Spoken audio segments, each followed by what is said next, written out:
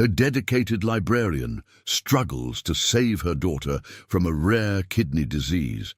When experimental treatment becomes the only hope, she makes an impossible choice. No one could have imagined what would happen next. A story of resilience and hope that will touch your heart. Welcome back, leave a like on the video, subscribe to the channel and enjoy the story. The autumn sunlight streamed through the tall windows of Boston University's athletic center as Florence Matthews straightened her cardigan and squinted to locate her daughter among the volleyball players warming up on the court. At 48, Florence had spent the last 19 years shaping her life around her only child, Teresa, creating a cocoon of stability despite the challenges of single motherhood. From her seat in the bleachers, Florence smiled with quiet pride as she watched Teresa's tall, athletic form execute a perfect serve. The girl's chestnut hair, so like her own, before the strands of silver had appeared, was pulled back in a practical ponytail that swung with each determined movement. A librarian at Boston Public Library's main branch, Florence had built a simple but fulfilling life in their modest Beacon Hill apartment. She had friends among her colleagues, book club meetings on Wednesday evenings, and the profound joy of watching her daughter blossom into a thoughtful, ambitious young woman.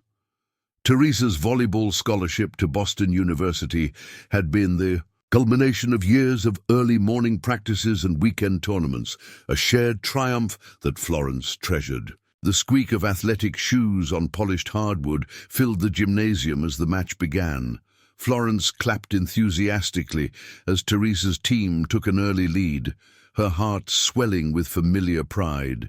Then, in a moment that would forever divide Florence's life into before and after, everything changed. Teresa had just executed a powerful spike when she stumbled backward, her expression shifting from triumph to confusion. She took 2 disoriented steps before crumpling to the floor, like a marionette whose strings had been abruptly cut. Florence was on her feet instantly, her bag tumbling forgotten to the floor as she pushed past startled spectators toward the court. Time seemed to stretch and distort as she ran, her sensible shoes slapping against the polished floor. The concerned circle of teammates parted for her as she fell to her knees beside Teresa's still form. "Teresa, sweetheart!"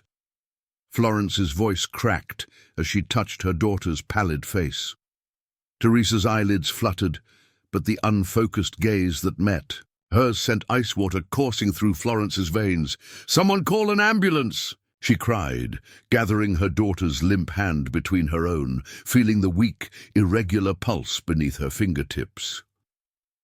The next hours passed in a blur of antiseptic corridors, hushed medical consultations, and the relentless beeping of monitoring equipment. Florence sat rigid in an uncomfortable hospital chair, watching the rhythmic rise and fall of Teresa's chest as doctors ordered test after test. When Dr. Elena Patel finally entered the room with a thick file and a grave expression, Florence knew before a single word was spoken that their lives were about to change irrevocably.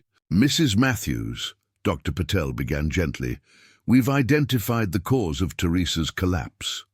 She paused, choosing her words carefully. "Your daughter has a rare form of glomerulonephritis, a kidney disease that has likely been developing silently for some time." Florence's throat constricted as she absorbed the doctor's words. How serious is it?" Dr. Patel's dark eyes held compassion, but didn't sugarcoat the truth. "Very serious, I'm afraid. Both kidneys are significantly damaged. Without intervention, specifically a transplant, within the next 8 months, her condition will deteriorate beyond our ability to treat effectively." The world seemed to tilt on its axis as Florence processed this information.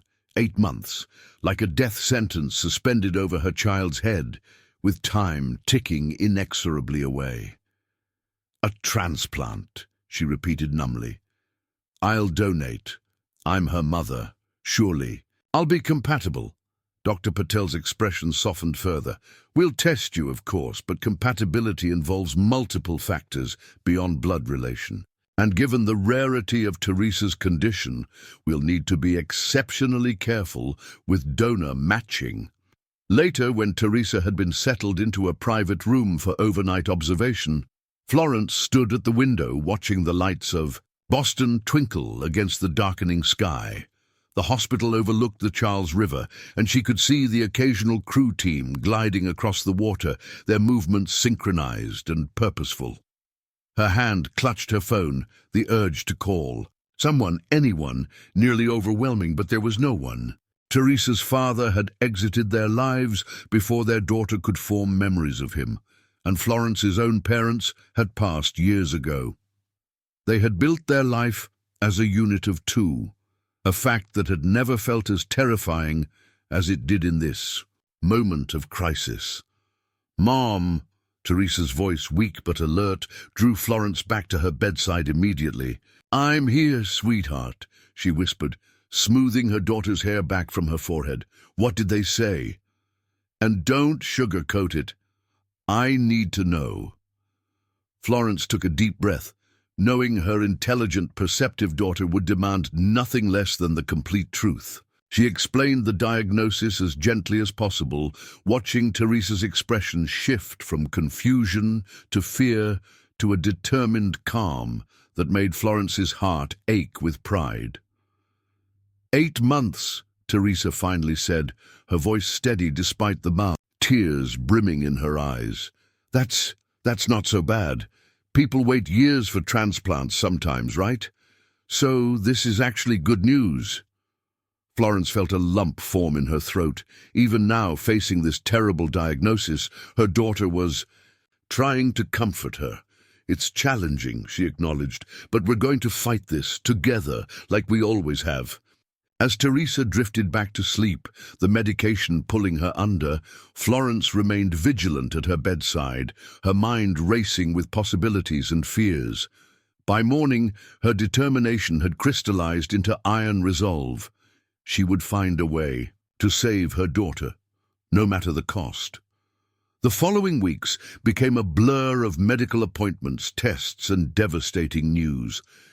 Florence's kidney wasn't compatible with Teresa's, a discovery that left her feeling hollowed out with disappointment. The waiting list for a deceased donor kidney stretched years into the future, time Teresa simply didn't have. National donor registries offered little hope for someone with Teresa's rare tissue typing. Each closed door heightened Florence's desperation. "There has to be something we can do," Florence insisted during yet another consultation with Dr. Patel. "Some option we haven't considered." Dr. Patel tapped her pen thoughtfully against her clipboard. "The most promising route would be finding a living donor. The success rates are higher, and we wouldn't be constrained by the national waiting list." "But how? I've already asked everyone I know to get tested." "Have you considered broadening your search? Sometimes communities rally when they understand the urgency of situations like this." That evening, Florence sat at her kitchen table, surrounded by medical pamphlets and hastily scrawled notes. Teresa had been allowed to return to their apartment, but was under strict orders to rest and follow a complex medication regimen. The university had been understanding, allowing her to take her courses remotely for the semester while they navigated this crisis. Florence's laptop glowed in the dimly lit kitchen as she created a simple but heartfelt blog detailing Teresa's situation and the urgent need for a kidney donor. She attached recent photos of her daughter, Teresa, at her high school graduation, beaming in her volleyball uniform, studying intently at the kitchen table, hoping to humanize their plea. With trembling fingers, she clicked publish and shared the link to her modest social media accounts. If you are enjoying the story, type 5 in the comments and subscribe for more videos like this. If not, type 0. It helps me create even better content for you.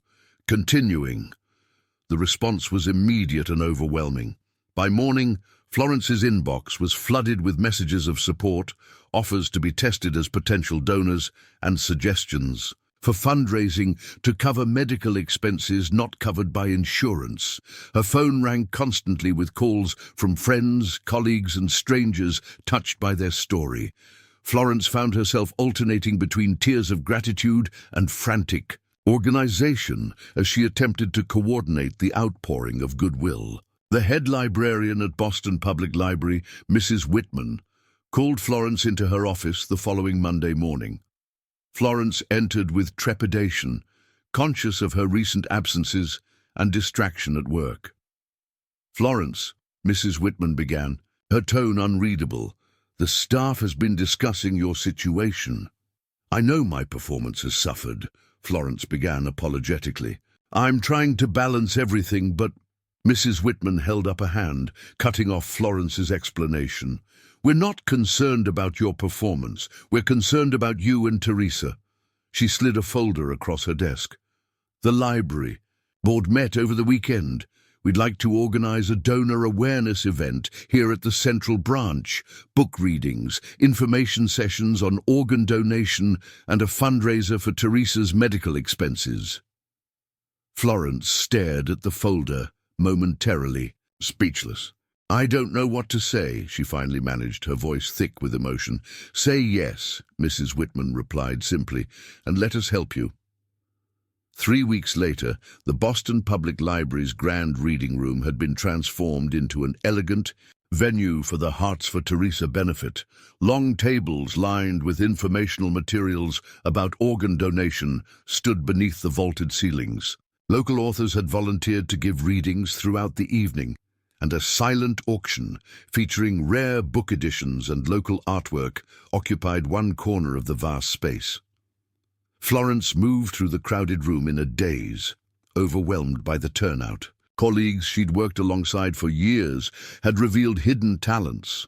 Marjorie from the reference desk had apparently been a professional event planner in her previous career, while quiet Eduardo from technical services knew half the chefs in Boston and had secured an impressive spread of donated catering. "Mrs. Matthews?" A deep voice at her elbow pulled Florence from her reverie. She turned to find herself face to face with a distinguished-looking man in his early 50s, with salt and pepper hair and kind eyes behind wire-rimmed glasses. "Yes?" "Samuel Porter." He extended his hand. "I read about your daughter's situation in the Beacon Hill Times. I'm a retired nephrologist, kidney specialist," he clarified. "I wanted to see if there's any way I could help." Florence felt a flicker of hope ignite in her chest. "You're a kidney specialist? That's remarkable timing, Dr. Porter." "Samuel, please," he corrected with a warm smile. "I moved to Boston just last month to be closer to Massachusetts General Hospital, where I occasionally consult. The medical community here is unparalleled." "Are you enjoying the city so far?" Florence asked, then immediately felt foolish for engaging in small talk when they could be discussing Teresa's condition. But Samuel didn't seem to mind. "Boston has always felt like home, even though I've only visited occasionally over the years. There's something about the combination of history and innovation that speaks to me." Before Florence could respond, her phone buzzed with a text from Teresa, who had insisted her mother attend the benefit while she rested at home, with a visiting nurse checking in. The message read simply, "How's it going? Any promising kidney donors yet?" Florence smiled at her daughter's gallows humor, then looked up at Samuel apologetically. "That's Teresa. Even in the midst of all this, she manages to keep her sense of humor." "A crucial quality," Samuel nodded. "In my experience, patients who maintain their spirit fare significantly better through treatment." He hesitated, then added, "I'd be interested in reviewing her case if you'd be comfortable with that. Sometimes a fresh perspective can reveal overlooked options." "That would be—" Florence felt a lump form in her throat. "That would be incredibly kind." As the evening progressed, Florence found herself returning to Samuel's side between her hostess duties. There was something calming about his presence, a steadiness that made the chaos around her seem more manageable. He listened intently as she detailed Teresa's journey, asking occasional questions that revealed his deep medical knowledge without ever making Florence feel overwhelmed by technical jargon. "The benefit appears to be a tremendous success," Samuel observed as the event wound down. "Your community clearly cares deeply for you and Teresa." Florence nodded, watching as volunteers began quietly clearing tables. "I never expected anything like this.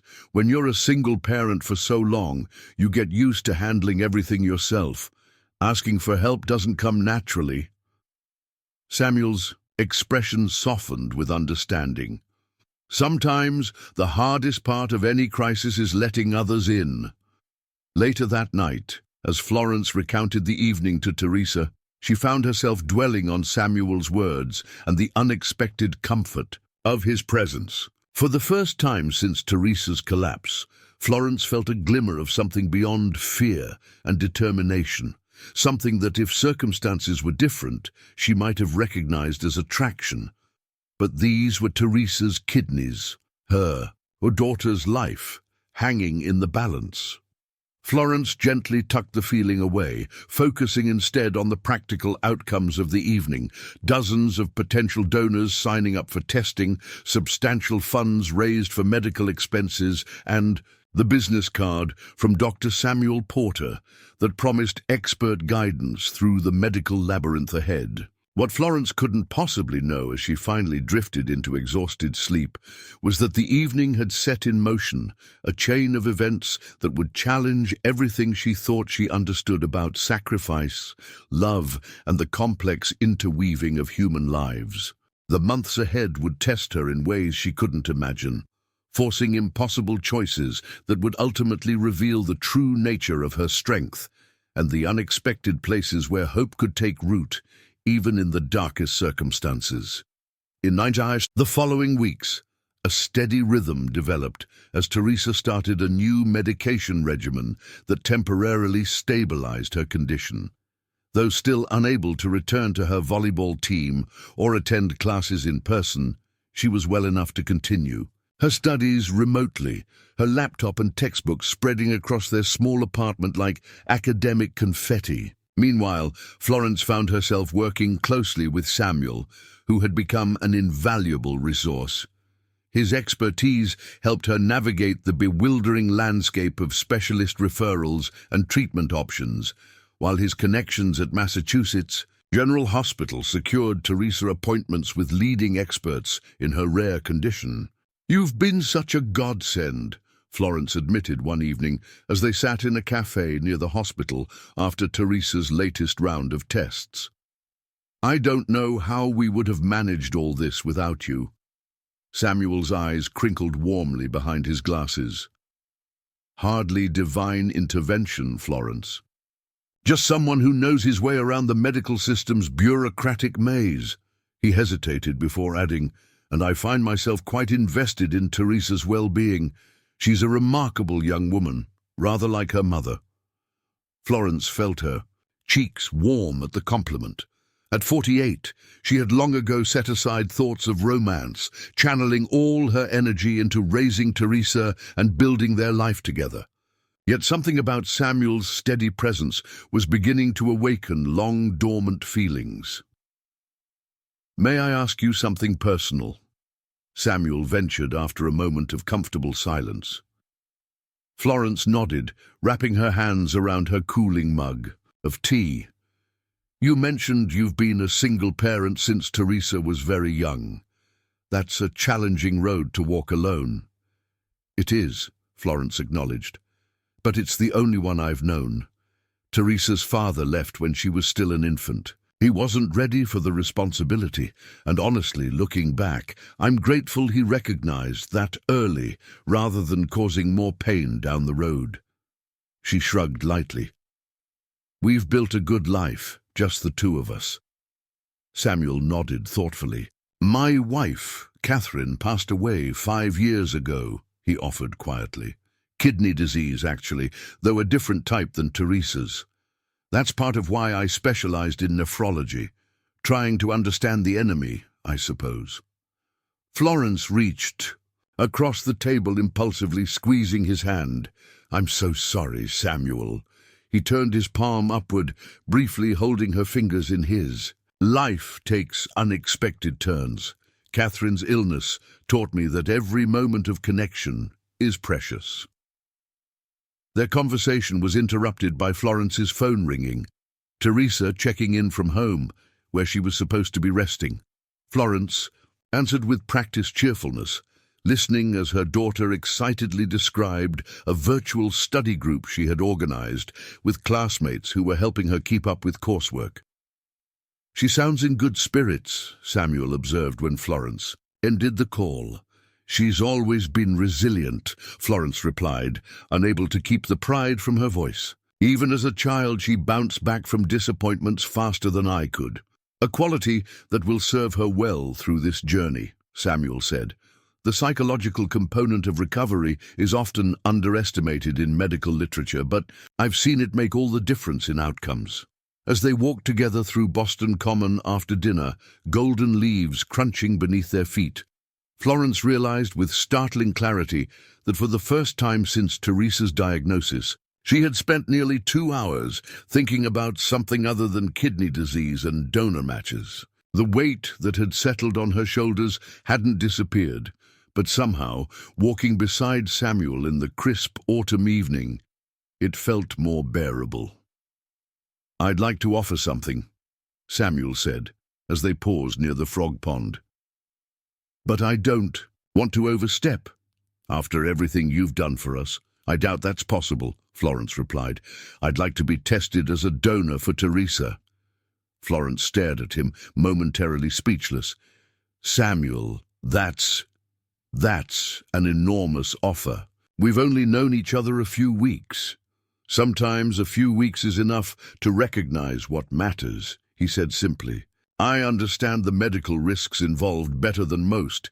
It's not a decision I've made lightly." "I don't know what to say," Florence admitted, her eyes filling with unexpected tears. "Say you'll let me try," Samuel replied gently. "The testing process is lengthy and the odds of compatibility aren't high, but it's another possibility at least." Florence nodded, overwhelmed by his generosity. "Thank you, truly." As fall deepened into winter, Florence's campaign gained unexpected momentum when a feature in the Boston Globe brought Teresa's story to a wider audience. The newspaper's human interest piece titled "Race Against Time, BU Volleyball Stars Kidney Crisis" generated dozens of new potential donors and unprecedented community support. Local businesses began displaying Hearts for Teresa posters in their windows. The university's athletic department organized a benefit volleyball tournament. Even Boston's mayor mentioned their story during a press conference on healthcare accessibility, promising to look into ways the city could support organ donation awareness. With each new development, Florence found herself turning to Samuel, sharing triumphs and setbacks with the growing certainty that he truly understood the complex emotions swirling beneath her calm exterior. When preliminary testing eliminated him as a potential donor due to tissue incompatibility, Florence found herself almost as concerned about his disappointment as her own. "I wanted so badly to be the solution," Samuel admitted, his voice heavy with regret as they sat in her apartment while Teresa napped in her bedroom. "You've been a solution in so many other ways," Florence assured him, finding the courage to reach for his hand. "Teresa and I were drowning in medical jargon and form letters before you came along. You've given us a map through this wilderness." On a snowy December evening, the community organized a holiday benefit concert at a local church. The event featured performances from several local musicians, including a young guitarist named Mark Sullivan, whose mother had received a kidney transplant years earlier. The 20-something musician with shaggy hair and earnest eyes approached Teresa after his performance, his guitar case slung over one shoulder. "My mom said I should talk to you," he explained, slightly awkward but determined. "She thought It might help to meet someone who's been on the other side of all this. Someone who isn't a doctor, you know. Teresa, who had been growing increasingly withdrawn as the weeks passed, surprised Florence by engaging enthusiastically with Mark. From her position across the room, Florence watched her daughter laugh, genuinely for the first time in months, as the young musician apparently shared some kind of private joke. "She looks happy," Samuel murmured, appearing at Florence's side with 2 cups of punch. "She does," Florence agreed, accepting the drink gratefully. "I've been so worried about her emotional state. The physical symptoms we can track, but she's always been private about her feelings, trying to protect me, I think." "A family trait," Samuel observed with gentle humor. "You do the same, you know." Florence gave him a startled look. "Do I?" "Constantly. You process everything internally before sharing even a fraction of what you're feeling." His tone was admiring rather than critical. "It's remarkable to watch, actually, but I imagine it must be exhausting to maintain." "I've never thought about it that way," Florence admitted. "It's just been necessary. Being a single parent doesn't leave much room for falling apart." "And now?" Samuel asked softly. "Is there room now for sharing the burden?" Florence felt something shift between them as she met his steady gaze. "I'm learning," she whispered. As the concert ended and audience members mingled over refreshments, Florence noticed Teresa exchanging phone numbers with Mark. Something eased in her chest at the sight of her daughter engaging with someone her own age who understood the unique challenges she faced. "Mom," Teresa called, waving Florence over. "This is Mark. His mom had a kidney transplant when he was in high school." "Mrs. Matthews," Mark extended his hand. "It's really nice to meet you. My mom wanted to come tonight, but she's volunteering at a transplant support group meeting. She asked me to give you her number, though. She said sometimes it helps to talk to another parent who's been through it." Florence felt tears prick at her eyes at this unexpected kindness. "That would be wonderful, Mark. Thank you. And please, thank your mother for me." As they gathered their coats to leave, Teresa leaned close to Florence. "He's offered to teach me guitar," she confided. "He says music therapy helped him deal with his anxiety while his mom was sick. Do you think, would it be okay if he came over sometimes?" "Of course," Florence replied, carefully hiding her surprise and delight at this development. "Any time." Outside, fat snowflakes drifted lazily from the night sky, transforming Boston into a winter wonderland. Samuel insisted on seeing them. Safely to their door, his arm supportive under Florence's elbow as they navigated the slippery sidewalks. "Would you like to come in for coffee?" Florence found herself asking as they reached the apartment building. "Or hot chocolate? We have those little marshmallows Teresa insists are essential." Samuel's smile warmed his entire face. "I would like that very much." Later, after Teresa had retired to her room and Samuel and Florence sat talking quietly on the sofa, Florence realized with sudden clarity that their little family of 2 had somehow, without her noticing, begun to expand. The thought was both terrifying and exhilarating. Opening their carefully constructed world to include others meant risking pain, but also discovering unexpected joy. As Samuel was leaving, he paused in the doorway, snowflakes melting in his silver-streaked hair. "Florence," he began hesitantly, "I know your focus is entirely on Teresa right now, as it should be. But when you're ready, I'd like to take you to dinner, just us." Florence felt her heart flutter in a way it hadn't for decades. "I'd like that too," she admitted softly. His smile in response was like sunrise breaking through clouds.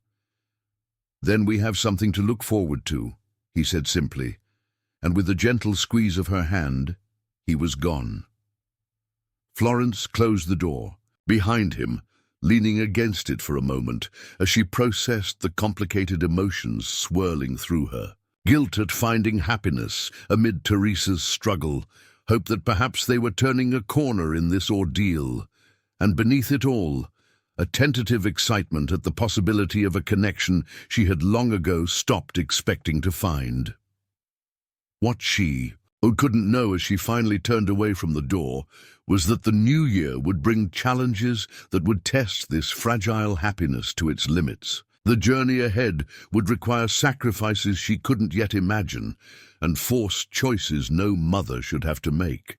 Yet in this moment of quiet joy, Florence allowed herself to believe that whatever came next, they would no longer face it alone.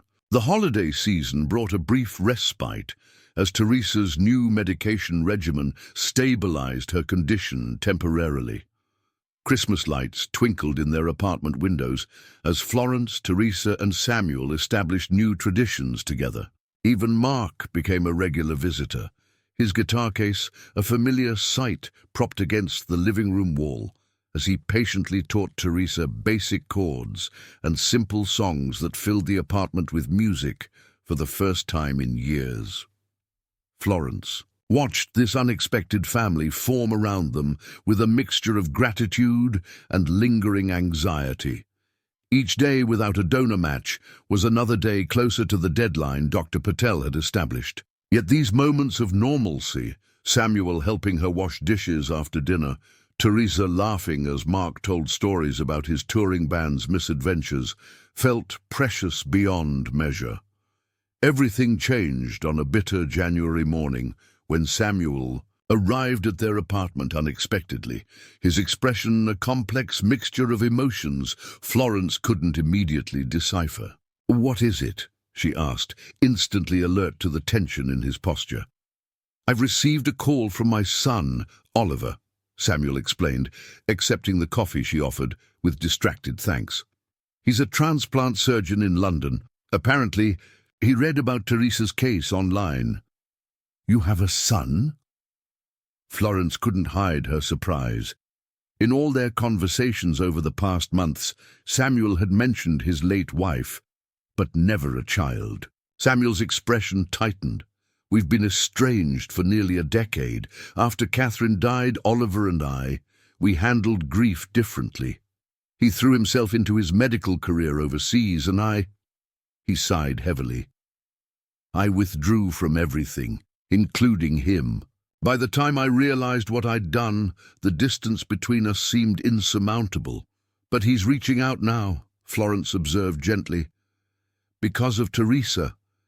He specializes in unusual kidney conditions and wants to help explore specialized treatment options." Samuel met her gaze directly. "He's offering to come to Boston for a consultation." "That's wonderful news," Florence began, then faltered as she registered Samuel's conflicted expression. "Isn't it?" "Medically, yes. It's an extraordinary opportunity. Oliver is brilliant, recognized internationally for his research." Samuel set down his coffee cup with careful precision. "Personally, it's complicated. Our last meeting ended with words I've regretted every day since." Florence reached for his hand instinctively. But this could be a chance to heal that relationship. Perhaps, Samuel acknowledged, his fingers tightening around hers.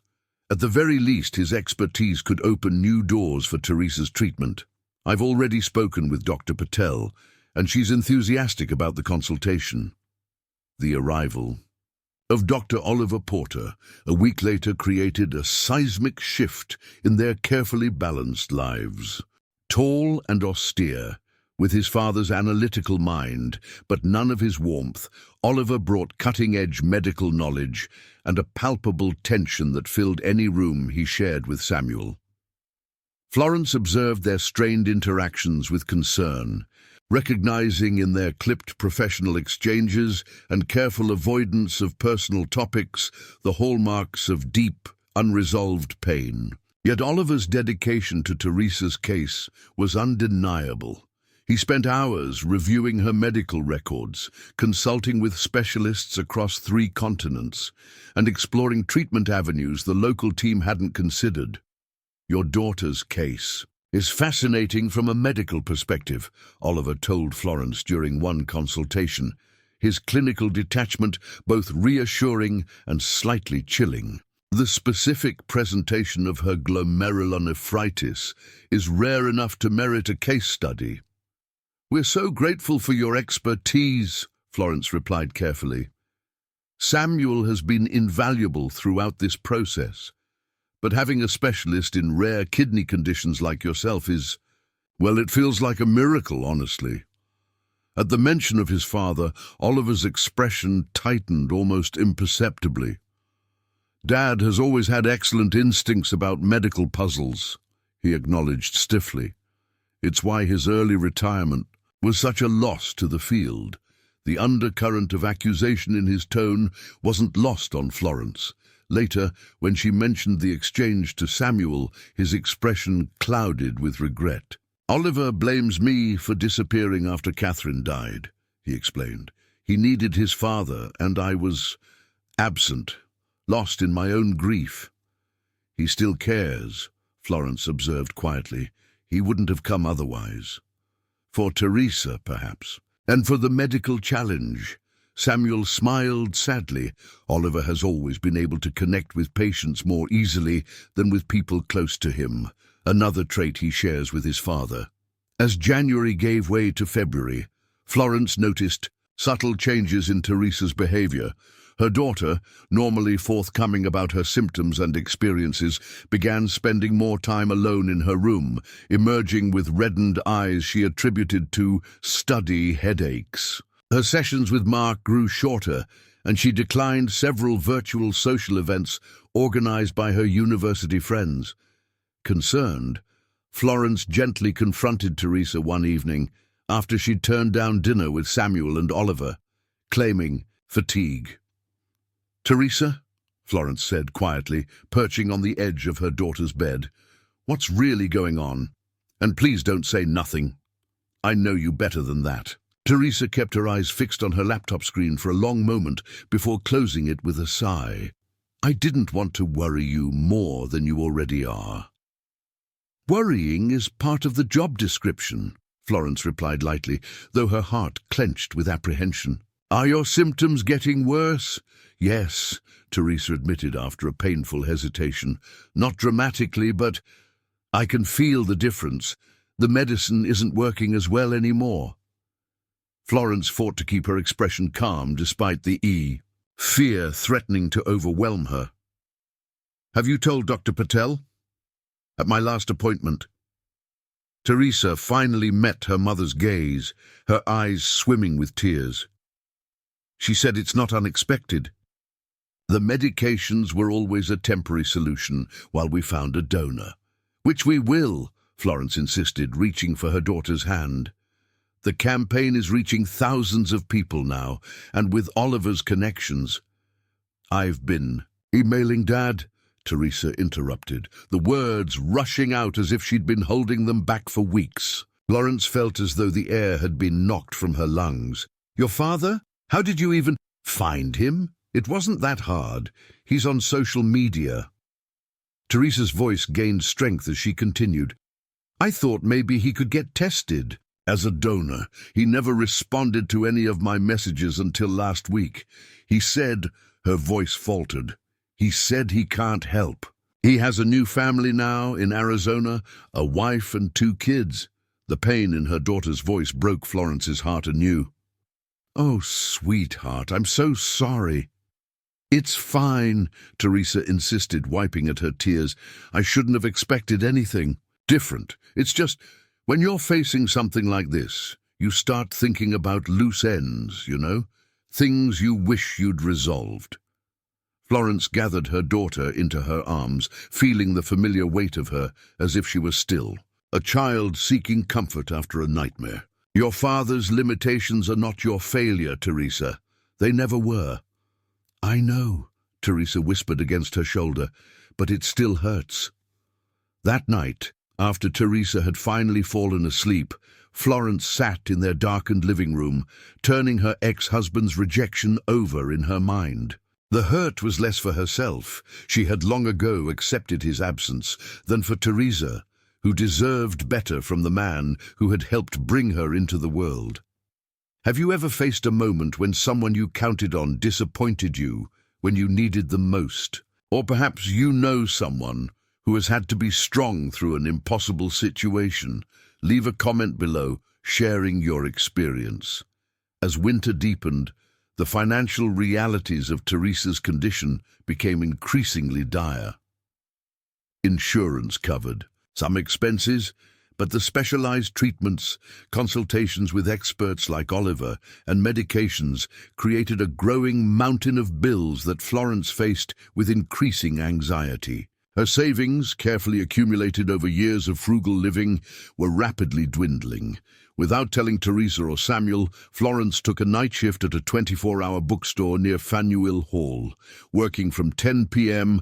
until 6 a.m. 3 nights a week before heading directly to her day job at the library. The punishing schedule left her perpetually exhausted, dark circles forming beneath her eyes and a persistent cough developing from her weakened immune system. Samuel noticed immediately. "You're pushing yourself too hard," he insisted during a rare moment alone when Teresa was having a consultation with Oliver. "You look exhausted, Florence." "I'm fine," she maintained, suppressing a yawn. "Just not sleeping well with everything on my mind." Samuel's expression made it clear he didn't believe her. "Florence, please, let me help. I have resources." "We're managing," Florence interrupted, a sharper edge to her voice than she'd intended. "The fundraisers have been incredibly generous, and my insurance covers more than I expected." "That's not what Oliver told me," Samuel replied quietly.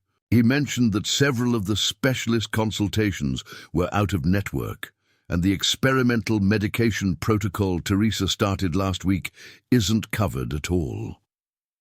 Florence felt heat rise to her cheeks. "You've been discussing our financial situation with Oliver?" "He was concerned," Samuel explained gently. "As am I. Florence, there's no shame in accepting help when it's offered from a place of caring." "It's not about shame," Florence replied, her voice tight with suppressed emotion. "It's about independence, about showing Teresa that we can weather this storm on our own terms, the way we've always handled challenges." "But you're not on your own anymore," Samuel countered, reaching for her hand. "At least, I had hoped you didn't feel that way." Florence pulled away, suddenly needing space. "I appreciate everything you've done, Samuel, more than I can express, but this part, I need to handle this my way." The hurt in his eyes made her regret her words immediately, but pride kept her from taking them back. They parted that evening with an unusual awkwardness, the first real rift in their developing relationship. The distance between them grew over the following weeks as Florence threw herself into her double workload, arriving at consultations with barely concealed exhaustion. Samuel continued to appear at every appointment, offering steady support to both Florence and Teresa, but the easy intimacy they had begun to build had been replaced by a careful politeness that pained them both. Meanwhile, Oliver and Teresa developed an unexpected rapport. The austere surgeon softened noticeably in her presence, his clinical detachment giving way to genuine concern as her condition continued its slow decline despite aggressive treatment. "She reminds me of my mother," Oliver admitted to Florence during a rare moment of openness. "The same determination to appear strong for everyone else's benefit." Florence nodded, recognizing the truth in his observation.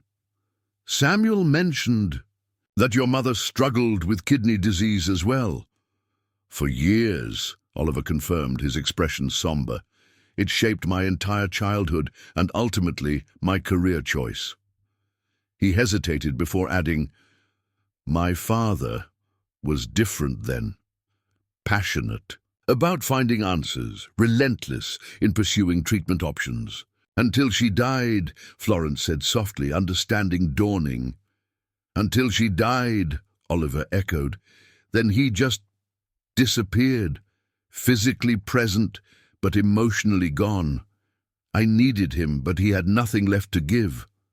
For the first time, Florence truly understood the depth of the rift between father and son and recognized with uncomfortable clarity that she was at risk of making a similar mistake with Samuel, allowing fear to build walls where she needed bridges. 8 months into Teresa's diagnosis, with time running dangerously short, a potential breakthrough emerged from an unexpected source. Oliver, who had been collaborating with colleagues globally, received information about an experimental treatment program at Johns Hopkins in Baltimore. "It's not a transplant," he explained during a tense meeting that included Florence, Samuel, Teresa, and Dr. Patel, but rather a novel approach that could potentially help Teresa's kidneys recover function without replacement. "How experimental are we talking?" Florence asked, hope warring with caution in her chest. "Phase 2 clinical trials," Oliver replied honestly. "The preliminary results are promising but not conclusive, and there are significant challenges involved." "Such as?" Samuel pressed, his medical knowledge allowing him to cut straight to the core issues. "The treatment requires 3 months of residence near the facility for daily therapy," Oliver explained, "and because it's experimental, insurance won't cover it." Florence felt her heart sink. "What's the cost?" Oliver named a figure that made the room fall silent, a sum that represented nearly everything Florence had managed to save throughout her adult life, including the modest college fund she'd established for Teresa. "There must be other options," Samuel insisted, glancing at Florence with concern. "There are," Dr. Patel acknowledged, "but none with this potential for complete recovery. The alternative remains a transplant, if we can find a compatible donor in time. What do you think, Teresa?" Florence asked quietly, determined that her daughter would have agency in decisions about her own body. Teresa, who had been listening intently throughout the discussion, straightened her shoulders. "I want to try it," she said firmly. "If there's a chance I could recover without needing someone else's kidney, I want to take it." Later that evening, after the doctors had departed and Teresa had retreated to her room to research the Johns Hopkins program, Samuel lingered in the apartment's small kitchen, helping Florence wash dishes in heavy silence. "I know what you're thinking," Florence said finally, handing him a plate to dry. "Do you?" Samuel's voice was carefully neutral. "You're thinking about offering money again." Florence set down the sponge and turned to face him directly. "And I'm going to refuse again, and we'll have the same argument." Samuel set the towel aside, his expression serious. "Actually, I was thinking about something else entirely." He took a deep breath. "I was thinking about asking you to marry me." Florence stared at him, certain she had misheard. "What?" "Not the most romantic proposal, I admit," Samuel acknowledged with a wry smile that didn't quite reach his eyes. "But I love you, Florence. I think I have since that first night at the library benefit. And while I understand this isn't how either of us imagined finding love again, I believe we could build something beautiful together." "Samuel," Florence whispered, her heart racing, the timing is partly the point," he admitted. "As husband and wife, we could combine resources to afford Teresa's treatment. My health insurance as a retired physician from Massachusetts General has exceptional coverage for dependents, which would include Teresa." Florence felt as though the floor had dropped away beneath her feet. "So this is about paying for the treatment?" "No," Samuel replied quickly, reaching for her hands. "The timing is about that, yes. But the proposal itself, that comes from my heart, Florence. I've watched you fight for Teresa with unimaginable strength and grace. I've seen your brilliance, your kindness, your fierce loyalty. I love all of it, all of you." Florence felt tears well in her eyes, emotions too complex to name swirling through her. "I care deeply for you too," she admitted. "But marriage, now, when everything is so uncertain?" "Perhaps that's exactly when we need to hold on to something certain," Samuel suggested gently. I'm offering partnership, Florence, in all things. Before she could formulate a response, Samuel's phone rang, Oliver calling with urgent news. Florence watched Samuel's expression shift from frustration at the interruption to shock, and finally to a complex mixture of hope and concern. "What is it?" she asked when he ended the call. "Oliver has been working behind the scenes," Samuel explained, his voice strained. "He had me retested through a different hospital system, using a more advanced compatibility assessment. And I'm a partial match for Teresa," Samuel said quietly. "Not ideal, but potentially viable, with additional treatments to prevent rejection." Florence felt the world tilt beneath her feet. "You could be her donor?" "It's possible," Samuel acknowledged, "though there would be significant risks given my age and medical history." The implication hung heavily between them. Samuel was offering not just financial support through marriage, but potentially his own kidney, and with it, health risks that could be substantial for a man in his 50s. "Why would Oliver pursue this without telling us?" Florence asked, struggling to process the revelation. "Because he knows me," Samuel replied simply. "He knows I would volunteer regardless of the risks." That night, after Samuel had gone home, Florence stood at her apartment window watching snow fall silently over Boston. The city lights glimmered through the flakes, creating an ethereal landscape that seemed appropriate for the surreal choice before her. Samuel's proposal and his potential compatibility as a donor had collided in a way that left Florence breathless with both hope and fear. The possibility of saving Teresa existed alongside the risk of harm to Samuel, a man who had become essential to both their lives in ways Florence hadn't anticipated. Marriage for insurance and financial security felt both practical and somehow dishonest. Though Florence didn't doubt the sincerity of Samuel's feelings, the question plaguing her was whether accepting his offer would constitute a solution or merely trade one impossible situation for another. As dawn broke over the city, Florence made her decision. She would pursue the experimental treatment at Johns Hopkins, selling their modest apartment to fund it if necessary. The security of their home, the only stability she and Teresa had, known for years, was a significant sacrifice, but one Florence was willing to make. She would have to decline both Samuel's proposal and his offer of donation, choices that might forever alter their relationship, but which felt necessary to preserve her autonomy and protect him from unnecessary risk. What Florence couldn't have anticipated was that Teresa had reached a decision of her own.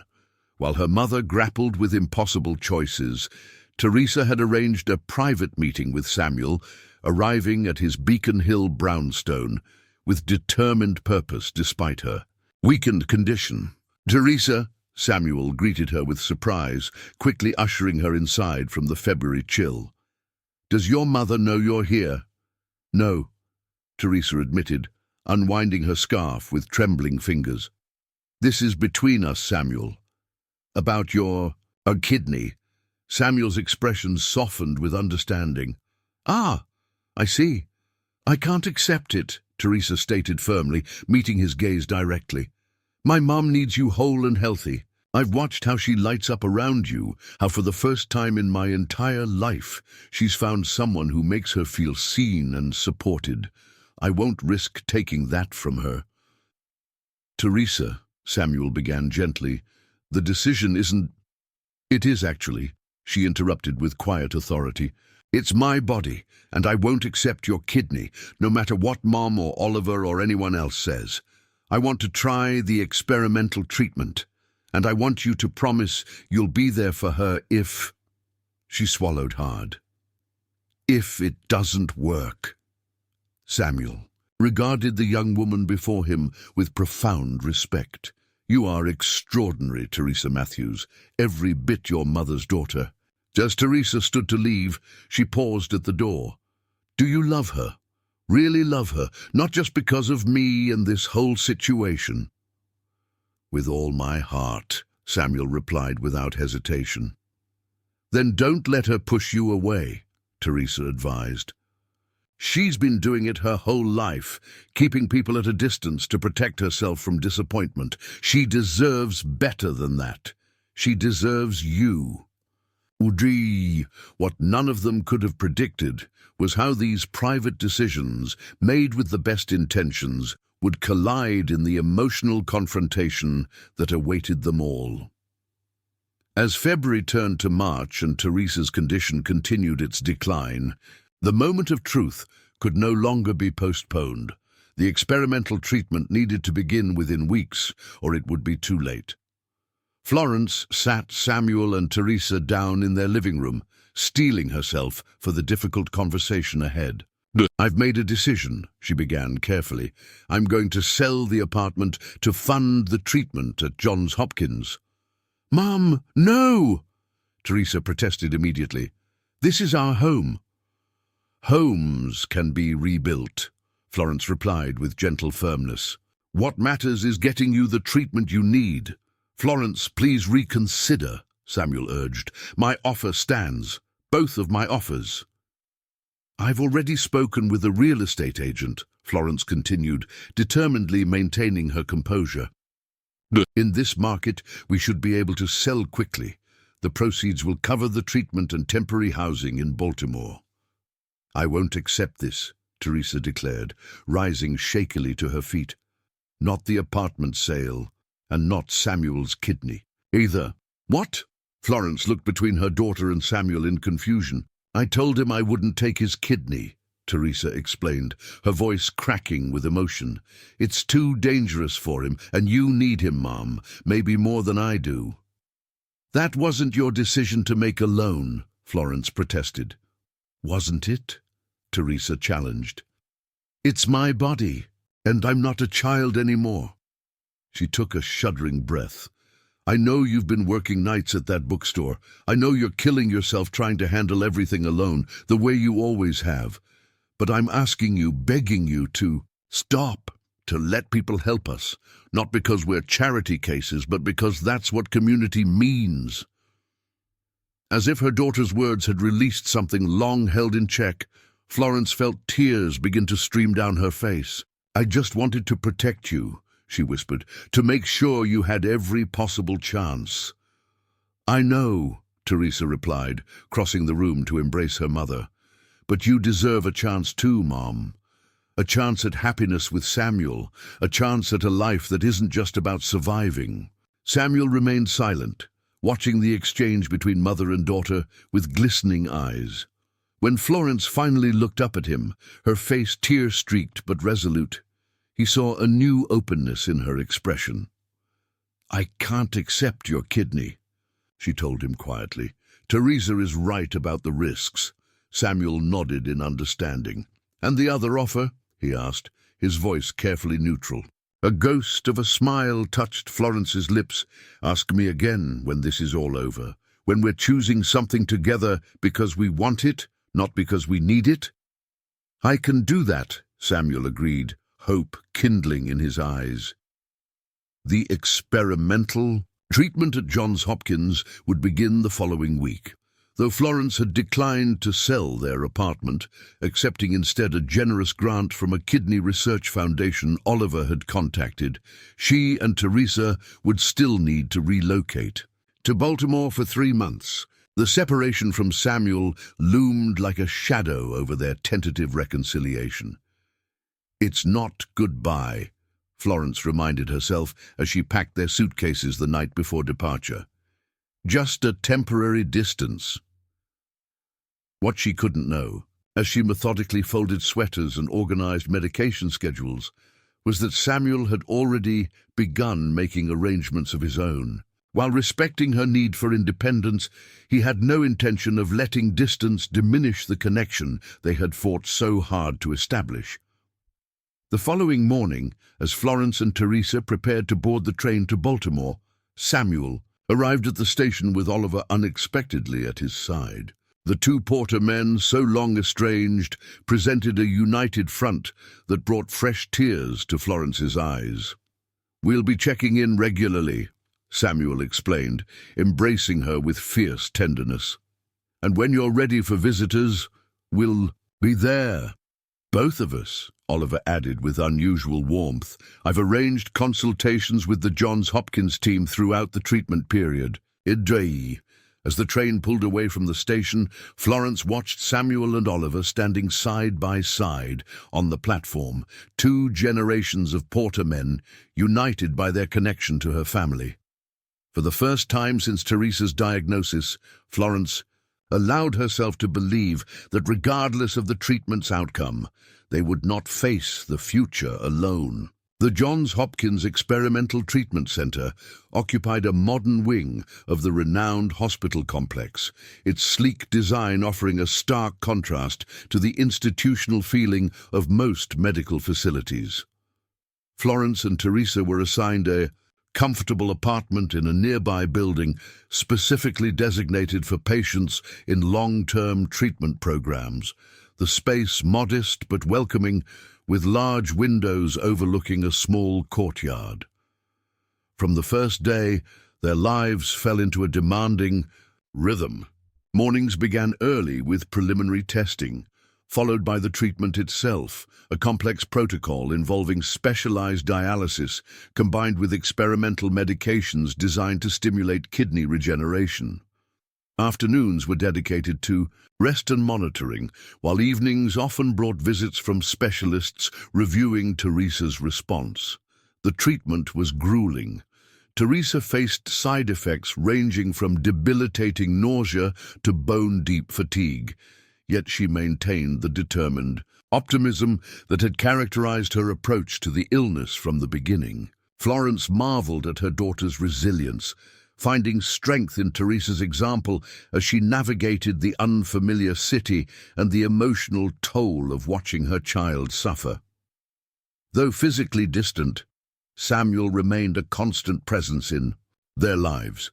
He called daily, sometimes just to share mundane stories about Boston or books he was reading, his steady voice a lifeline when Florence felt most adrift. Packages arrived regularly, comfort foods from their favorite Boston bakery, novels Florence had mentioned wanting to read, small gifts that spoke of thoughtful attention to their needs and preferences. One evening, after a particularly difficult treatment session, Florence returned to their temporary apartment to find a guitar propped against the door.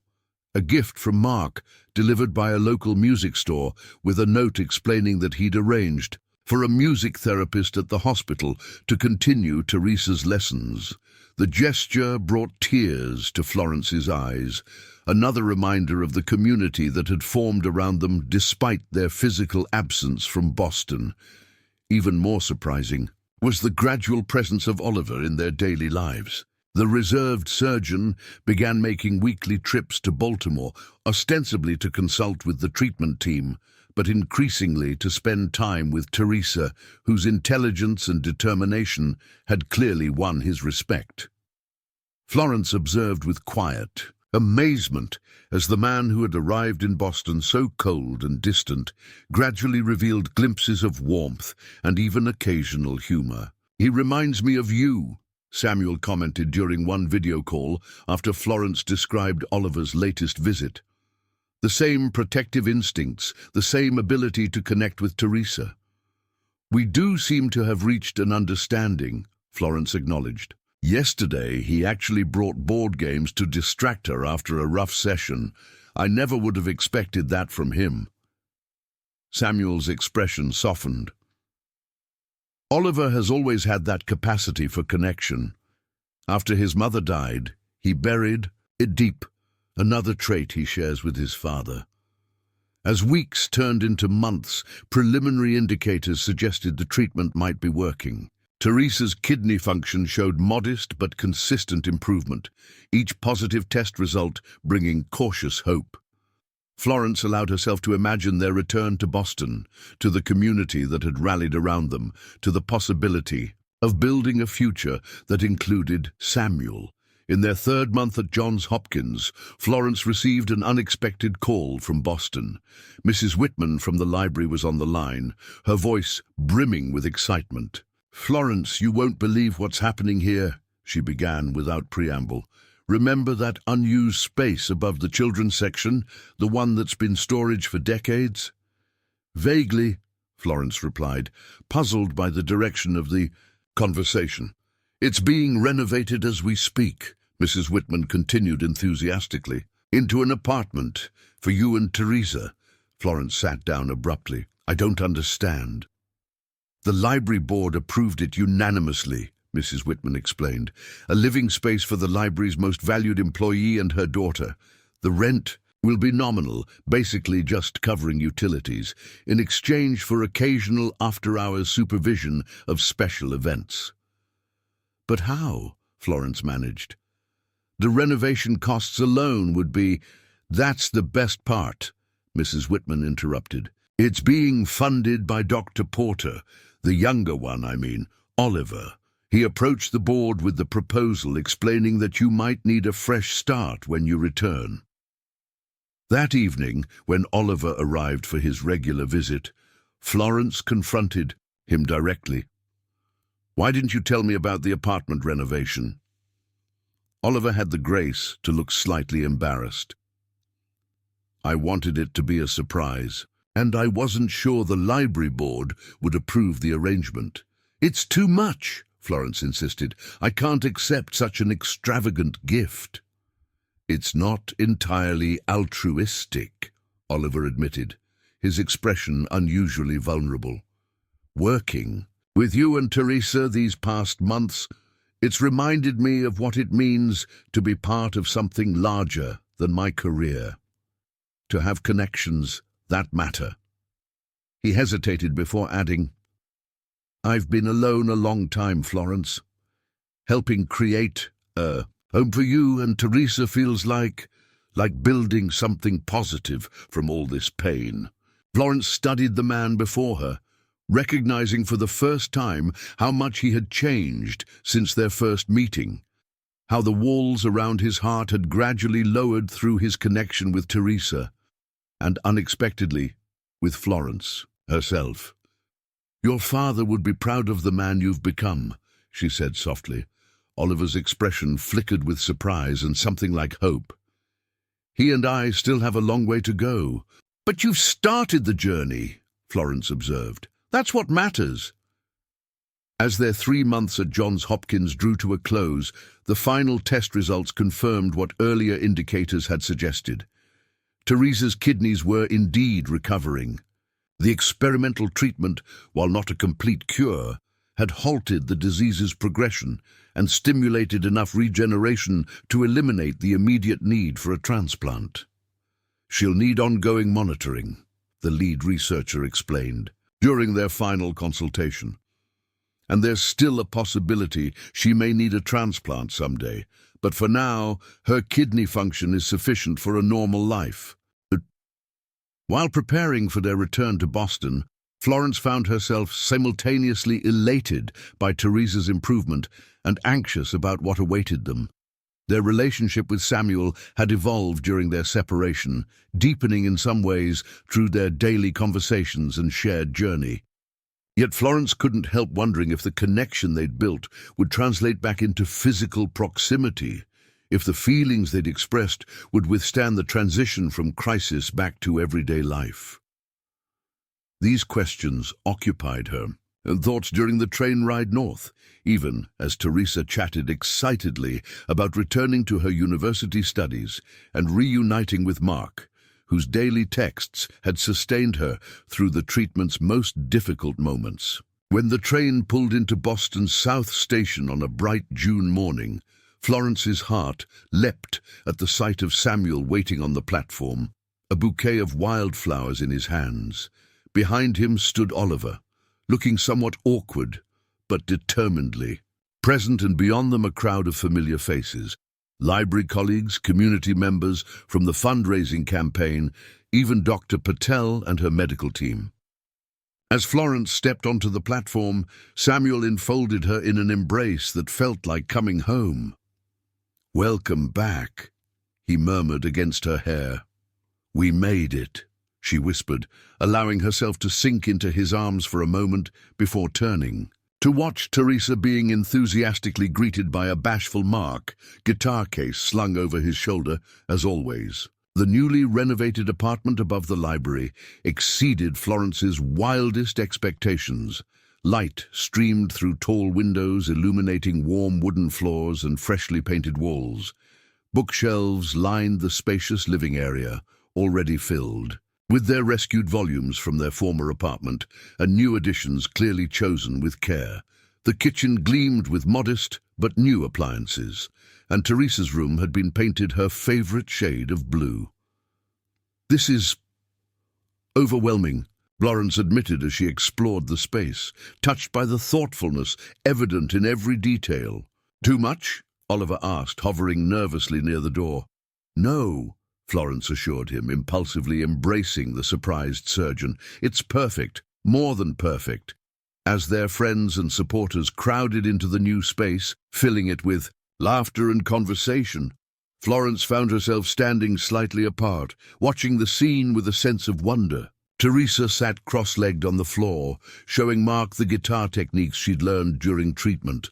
Oliver engaged animatedly with Dr. Patel about follow-up protocols, and Samuel moved through it all with quiet joy, occasionally catching Florence's eye across the room with a look that spoke volumes about their shared journey. Later, when the celebration had wound down and only Samuel remained, they stood together at the windows overlooking the library gardens below. The summer twilight bathed the city in golden light, transforming ordinary streets into pathways of possibility. "What are you thinking?" Samuel asked softly, his hand finding hers. "That I never imagined we'd be here," Florence admitted. "When Teresa collapsed that day, I thought our world was ending. Instead, it expanded in ways I couldn't have dreamed." Samuel nodded in understanding. "Crisis has a way of revealing what matters most and who matters most." Florence turned to face him fully, taking both his hands in hers. "You asked me a question before we left for Baltimore. You said to ask you again when this was all over." Samuel's eyes crinkled as he smiled. "I remember." "I'm asking," Florence said simply, "not because we need it, but because I want it. Because these months apart showed me that what we have isn't just about Teresa or kidney disease or practical solutions. It's about connection, partnership, love." Wordlessly, Samuel reached into his pocket and withdrew a small velvet box. "I've been carrying this since the day you left," he admitted, waiting for the right moment. Inside nestled a simple but elegant ring, a deep blue sapphire flanked by small diamonds. "It was my grandmother's," Samuel explained. "Oliver brought it from London. His idea, actually." Florence felt tears spring to her eyes at this evidence of how far father and son had come in their healing journey. "It's beautiful." "Is that a yes?" Samuel asked, his voice revealing a vulnerability that touched Florence deeply. "It's a yes," she confirmed, allowing him to slip the ring onto her finger. "A yes to building something new, together." From the doorway came a delighted squeal as Teresa abandoned any pretense of giving them privacy. "Finally!" she exclaimed, rushing forward to embrace them both. "I was beginning to think you two would never figure it out." As Samuel laughingly included Teresa in their embrace, Florence felt the last piece of her heart unlock. The family she had protected so fiercely as a unit of two had grown and transformed, not through blood relation, but through chosen connection. Samuel, with his steady wisdom, Oliver with his unexpected kindness, Mark with his gentle support of Teresa, and the entire community that had rallied around them in their darkest hour.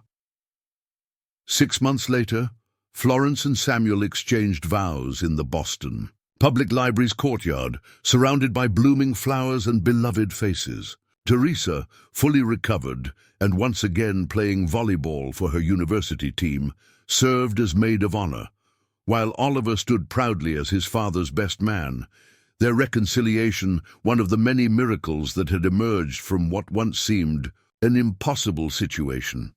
As Florence and Samuel joined hands beneath an arbor of climbing roses, she marveled at the journey that had brought them to this moment. What had begun as a mother's desperate fight to save her daughter had transformed into a testament to the power of community, vulnerability, and opening one's heart to unexpected possibilities.